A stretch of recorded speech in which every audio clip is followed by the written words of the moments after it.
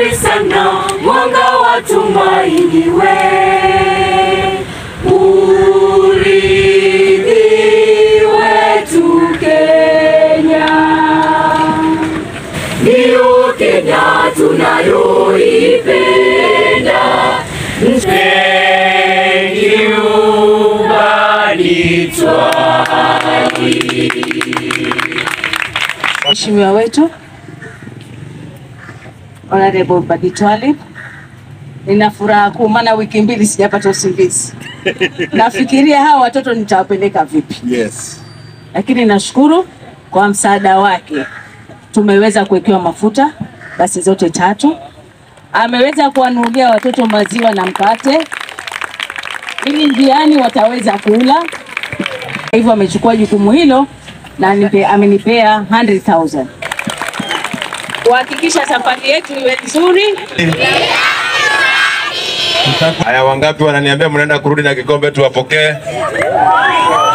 Mheshimiwa Badi, sana mimi nichukue fursa hii kuombea safari nzuri, muende vizuri, Mungu awachunge na mkirudi murudi na kikombe. Nimekuja ili kuona kuwa mkianza msafara mumeanza na mimi hapa niwapatie baraka zangu. Mimi naamini nyinyi mko 300, Maimuna 300 na ngapi? 302. 302 munaenda kutuwakilisha Jomvu kule Mwatate. Ingelikuwa ni siku nyingine labda tungekuwa na watu 20 30. Hii ina maana Jomvu iko na performance.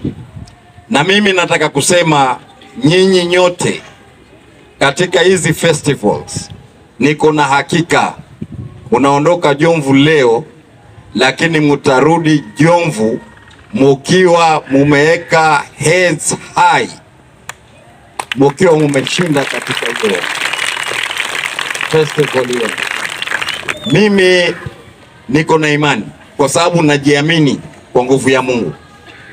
Na mimi nawaamini mkiingia finals, Mungu akijalia mkiingia finals kule Mwatate, mimi mwenyewe Badi nitatoka hapa Jomvu nije mpaka Mwatate, mkiperform nikuwe mbele yenu pale na waangalia. Tunashukuru Mungu, mabasi yetu tumeweka mafuta. Nashukuru Mungu, nimesema mkiwa njiani mupate at least something to bite, si ndio? Alafu vile vile tumempatia Madam Maimuna, mimi pamoja na MCA wenu hapa, mpigeni makofi MCA wenu, 100,000. Najua mtakaa pale siku 4, 302, si ndio? 100,000 ikisha sitaongeza nyingine. Mpigeni makofi basi. Nawaambia madereva wangu ni wazuri sana. Mimi kama mjumbe, kama baba wa hawa watoto, nataka watu wazingatie mambo ya barabara.